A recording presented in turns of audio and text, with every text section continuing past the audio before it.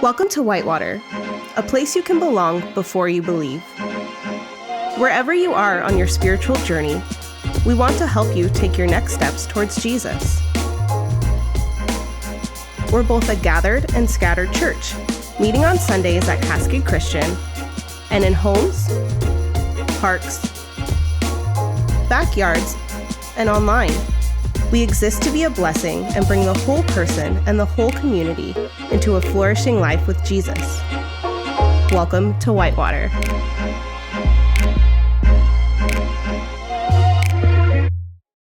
Welcome to Whitewater Church.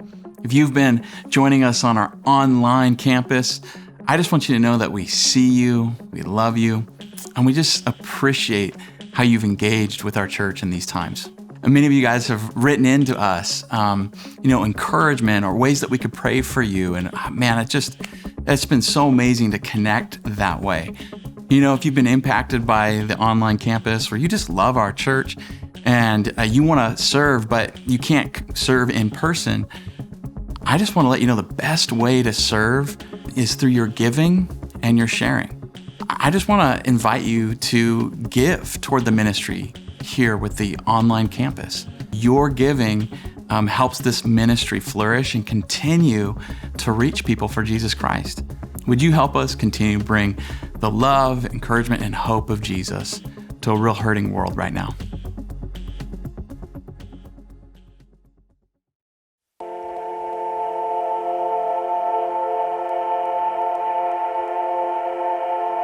There as I sleep, there as I rise, drawing me toward you, in the light of my eyes, with a clear horizon, steering each step, in every hour, in every breath. Jesus, it's you from the start, Lord of earth and heaven, Lord of my heart. Though I've known darkness, though I've had doubts, though we move in shadows, though we know in part, well, I know you, Jesus, Lord of my heart. You're down in the caverns, the rain for the seas, the spring for the valley, the soul for the trees. You're the sun through all seasons, and the tide for the stones, the bread of my being, the life of my bones.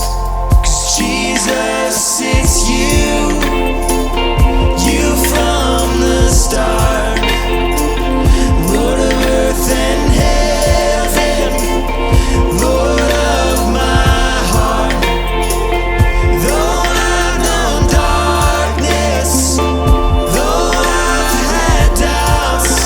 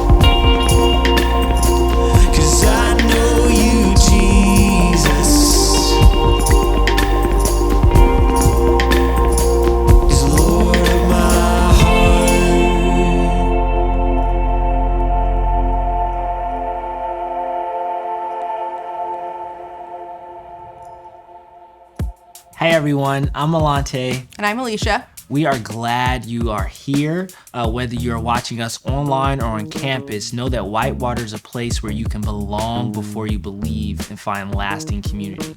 If this is your first time joining us, we are thrilled that you took some time out of your busy week to spend with us. We are so excited we're going to be helping launch Whitewater Youth. We have a passion for the youth, wrapping our arms around the youth and speaking into their lives and meeting them exactly where they are, listening to them, and really building community with them and teaching them how to be leaders. In relaunching, we're going to be looking for leaders that want to help with this relaunch. So if you're interested or just want to find out more information, you can contact us at info@whitewaterchurch.org. Whether you are a part of our online community or joining us in person, your generosity is changing lives and helping transform our community. If you're looking to give back and help further God's kingdom, there are two ways to give. You can go online or you can mail us a check. Thank you so much for your support. Generosity is love in action.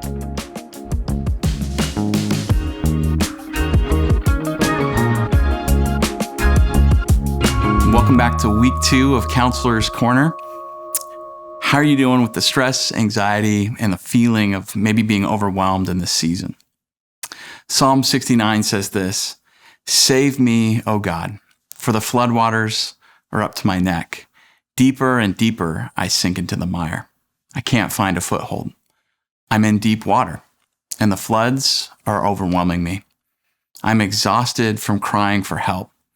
My throat is parched, my eyes are swollen with weeping, waiting for my God to help me." Now in this opening passage, the images that stick out are that of like falling into a pit that's like muddy and you can't find your footing. You can't find a way out of the pit that you've fallen in. Often emotionally, mentally, we can fall into a pit like that. The other image is like being in the water, in deep water, and you can barely keep your head above the waterline. And I think so often when we start going through anxiety and stress mentally and emotionally, that's what it feels like. And it can be a short period of time or it can be a long period of time. It can be chronic or it can be in spurts. I love the way that this psalm finishes.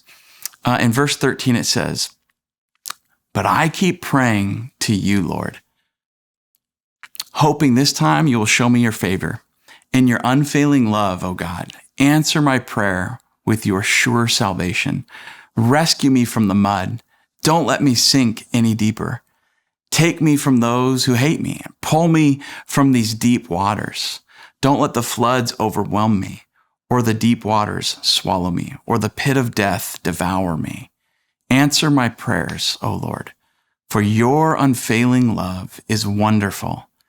Take care of me, for your mercy is so plentiful. Don't hide from your servant. Answer me quickly, for I am in deep trouble." So I'll ask it again. How are you dealing with the feelings of being overwhelmed? Here at Whitewater, we want to make sure you know that we care about your emotional and mental state, and that God cares about your mental and emotional state. The Psalms are written in the language of emotion. The authors of the Psalms often poured out their mental anguish, their emotional pain, and anger to God. Do you ever get real with him that way? I want to encourage you to make sure that you are expressing what is honestly going on in your life to God. We see this with Jesus when he was overwhelmed at times in ministry, like right before going to the cross. He poured out his heart, his fears, his frustration to God in prayer. He communicated honestly with his heavenly Father. God wants us to be honest with how we feel and where our minds are at. Jesus came to give life to the full, holistic healing for our mind, body, soul, and relationships. And if you haven't had the feelings of being overwhelmed, probably someone in your life, maybe a family member or a friend, has. This series is for you, your friends, and your family. It's a series to help move us all forward on our journey, maybe from mental and emotional stress and anxiety toward wholeness. And we think it's crucial for the church to remove the stigma around mental health issues. If you or anyone else you know are struggling, we want you to get the help that you need. And we have mental health resources to help be tools for that journey. And we just want to encourage you to do anything and everything you can to move toward wholeness and health. I want to encourage you to share this conversation with a friend or a family member that might be really overwhelmed right now. Guys, we love you so much.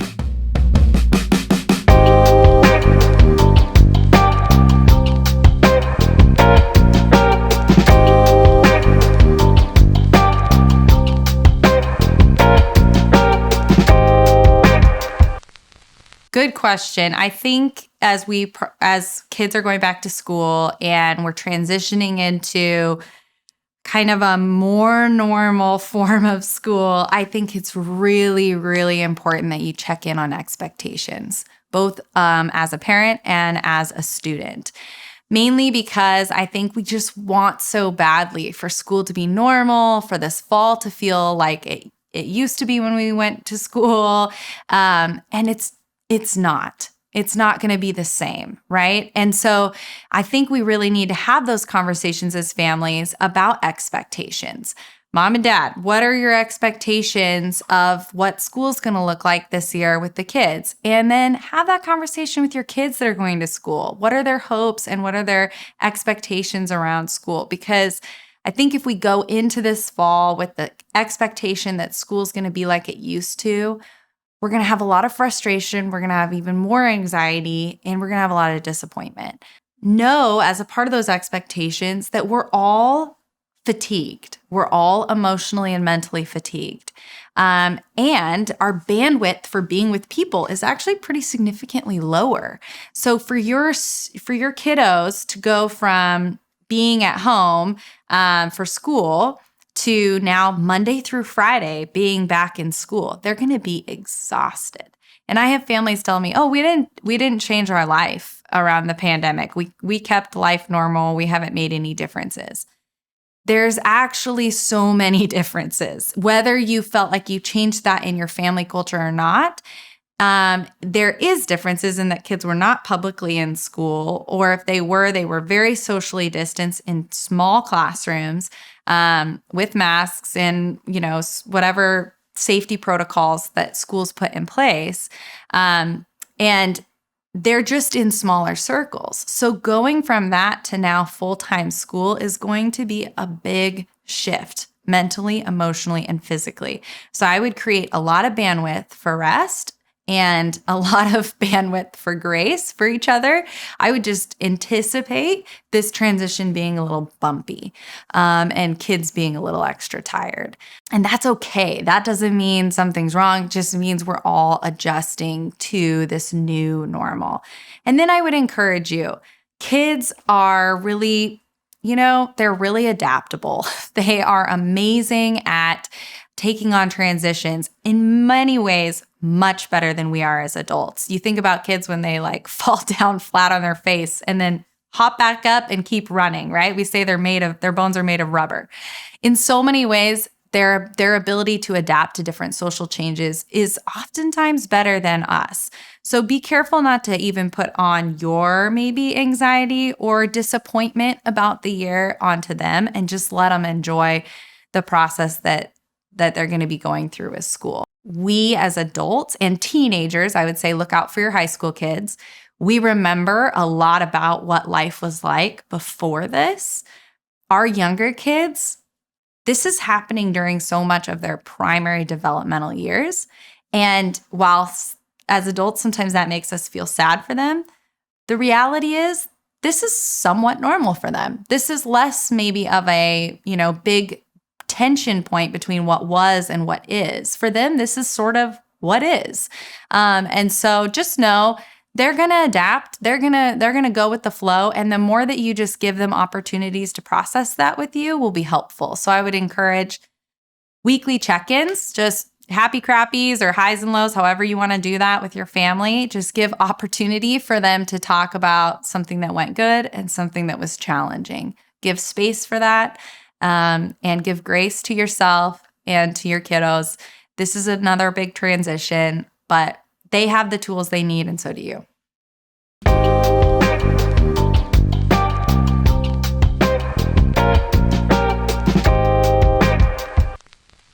I think you know that you need to set boundaries when you feel like you're paying the price for not setting the boundary. So when you feel like when somebody walks into your house uninvited, whether they're a stranger or a familiar person, it's like, whoa, and it catches you off guard. If that's ever happened, that's the way boundaries actually work. It's like, whoa, I'm caught off guard here. I sort of don't even know how to respond in this situation. And that exists because a boundary wasn't actually set and communicated up front.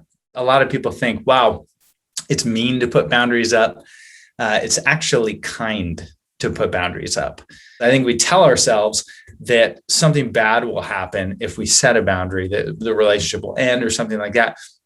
Usually, that's not the case. That's usually not actually a true narrative. So start small, start setting little boundaries, test them, see how it feels. And the responsibility is ours to communicate those boundaries, to have the hard conversations, to be brave with a smile on our face, for the good of the relationship ultimately, and for the good of the kingdom. Like, relationships are the currency of the kingdom. And so they're so vastly important to figure them out and understand them and breathe life into them. And you can do that by setting healthy boundaries.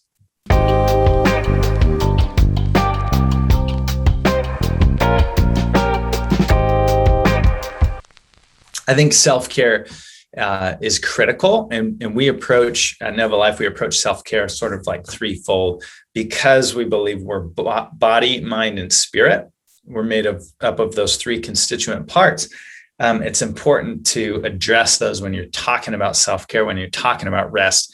I can go sleep 12 hours and my spirit, my heart, and my mind can't actually be rested, right? I can wake up physically rested, but my mind and my spirit aren't actually rested. So whatever that looks like, for you, obviously physical rest is important. What does spiritual rest look like? We don't talk about that a lot. I think that it's really important, though, to rest your mind. Meditation is not how it's always been seen, or some people see it as sort of Middle Eastern voodoo, and it's not that. God says, be still and know that I'm God. It's important to be still. I was fishing up in northeastern Washington over the weekend, and I was just struck by the difference between stillness and movement. And I was fishing this beautiful little creek, and it was just vibrant. It was just moving all over. Water was splashing, and it was loud and kind of violent in some areas. And then the juxtaposition of what that was set against was this just perfectly windless, still mountain scene, with huge hills in the background and trees, and nothing was moving except for this creek. And I just thought, like, that's God. That's such a cool picture of God, of how God moves so fast and powerfully and violently sometimes. And we can do that too. We can mimic that. And then we also need to be just absolutely perfectly still in our mind and in our spirit, and allow space, allow God to speak to us, allow deep rest. So meditation can be a part of that. It doesn't have to be. But it's pretty powerful to practice mindfulness and learn how to rest your brain.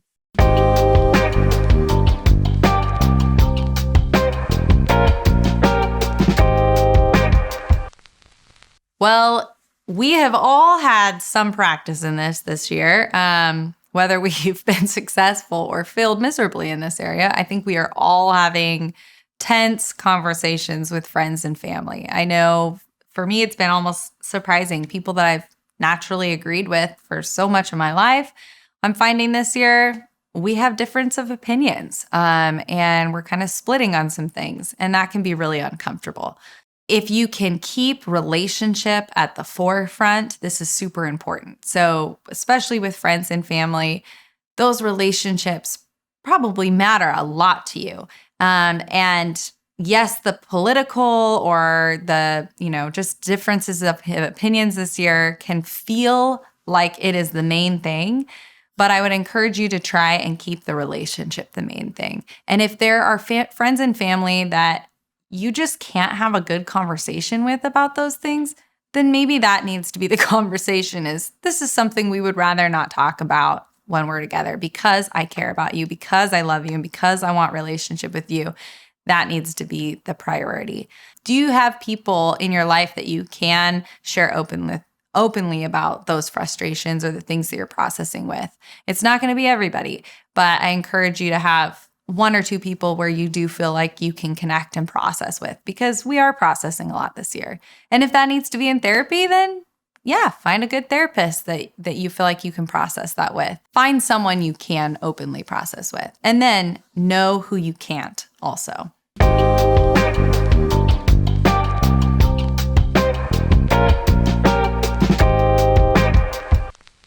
Anxiety is fascinating to me because the more you try to control it, the less control you feel over it.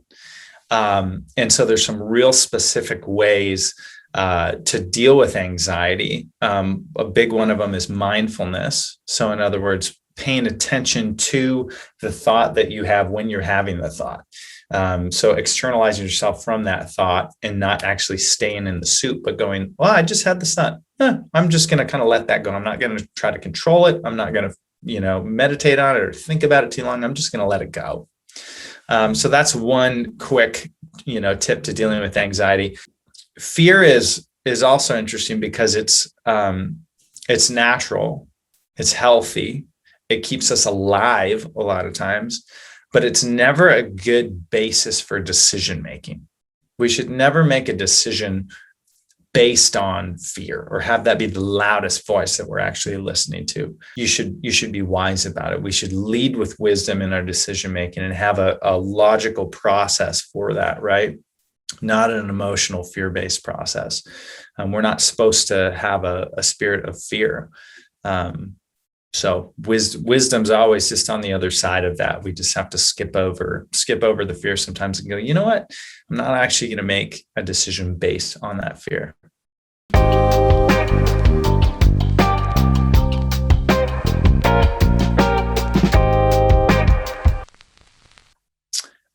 All of the work that Leanne and I do at Novo Life and all of our clinicians comes from Jesus' mandate that he came to help people be healthier. In John 10:10, I've come that you would have life and have it more fully. And I think that God leaves the tennis ball on our side of the court and says, like, it's up to you. Are you going to choose to pick this thing up and volley it back my way and heal and grow and learn and engage with that life to the full? Or are you just going to walk around with your tennis racket and wander around on your side of the court, hoping that you get better or hoping that you feel different? So our brains, are able to rewire themselves. The latest leading brain research tells us that we're not actually stuck in the ways, of function or dysfunction, but that we can actually leverage the way that God created our physiology to get to a deeper, healthier level of more meaning and health. For most people, what stands in the way of that is like shame or embarrassment. Or if somebody really knew me, they wouldn't love me, and I don't feel safe or I don't feel loved. On the other side of that is a wonderful life of freedom and fullness and joy. I'm convinced that the people that pursue better mental health, whether that means counseling or coaching or come into one of our clinics, they're so brave in the work that they're doing. And it's so encouraging to get to see that and to get to see relationships get better and individuals get better and individuals just understand why they do what they do. Like that's so life-giving for me, like me understanding like why I do the things that I do sometimes. It's just so empowering. It's just really, really a life-giving process.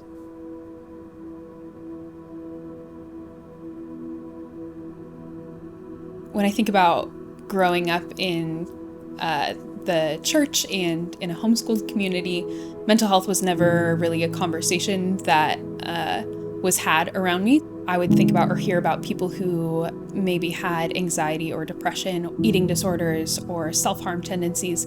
All of those were almost treated as attention-seeking behaviors and not real problems that needed to be addressed. When I was nearing the end of high school, I had plans to go to my dream school and had a path for my life that I was really excited about. And about a month before I was supposed to leave for school, I was raped. The aftermath of that, I had a lot of guilt and shame around that, just feeling like there was something that I could have or should have done differently. I didn't share that experience with anyone because I was afraid of those questions coming up, the validity of what had happened to me, or how was it going to change other people's perspective of me. And I just had to kind of sit with it. And so that was the first time that I had suicidal thoughts. It just felt like it was going to continue being that heavy and hard, and I didn't feel like I had the energy to keep going. A few years later, right around the time that my husband and I were getting married, we lost my brother-in-law to suicide. And just kind of watching the way that grief just tore through my family put me in a position where I had to have a lot of honest conversations with God. I remember talking to God and just kind of going, I don't want to be swallowed by this, and I don't want to put my family through this again. I was still struggling with suicidal thoughts. I felt like my mental health had kind of been on like a pendulum swing where it would be okay and then it would get worse. And I, opened up to my husband and my best friend and was like, hey, I'm struggling with suicidal thoughts and I don't want to be. So then was able to get a counselor, did the whole online therapy thing, and got diagnosed with severe depression and anxiety, which was no shock. Then was prescribed medication, and the difference has been night and day. I think I felt like I wasn't able to talk about what I was struggling with because if I was anything except for joyful and bubbly, then it said something about my relationship with God not being strong enough, which is totally untrue. And I know that now, but it took me a while to get there. Often the church has been in the past a place where I would feel like I had to put on a face or I had to pretend like I had it together. And in reality, that's not what the church is. Or should be. It should be a place where we're able to be open about our brokenness and pain and our failings, and in community kind of find support and healing. It's really important to give yourself grace as you're trying to find your way back to health. You might have little dips back into depression, but it's okay for that process to be messy. Progress is progress. Having conversations about mental health in the church is so vital because it opens that door for people, and it kind of breaks down that barrier of, you don't have to show up perfect. You don't have to show up in your mental Sunday best. You can show up as you are and be messy and imperfect. God sees it all and knows it all, and his church is there to support you through it. Lord, I've got the world upon my shoulders, but you've been saying, child, put it down. I prayed and prayed that you would take my burden, but you keep saying, child, put it down. Maybe I'm addicted to the worry. Maybe I'm a slave to holding on. Help me put it down. Help me put it down. 'Cause I've heard it said the gospel is rest. And oh, how I need it. Say it again until I believe it. Oh, how I need it. Oh, how I need it.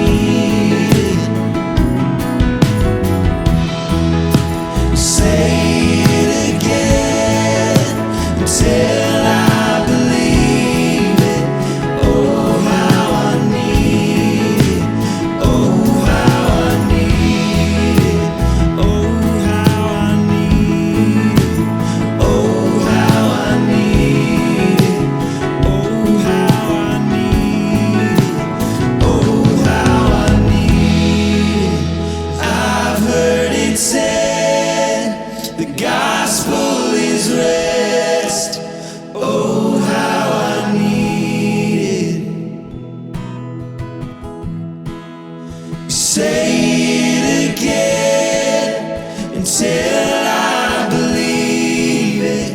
Oh, how I need it. Oh, how I need